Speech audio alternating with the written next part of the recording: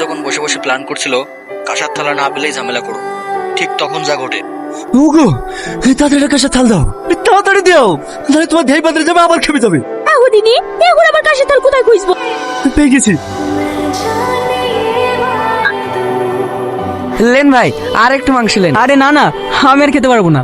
আরে বাপ খাও খাও, লজ্জা করো না। আমার পাতার দিকে একটু তাকায়েন, ডাক্তার আমাকে মাংস খেতে বারণ করেনি। হ্যাঁ হ্যাঁ, আমাকে দেখে কুকুর মনে হয় নাকি?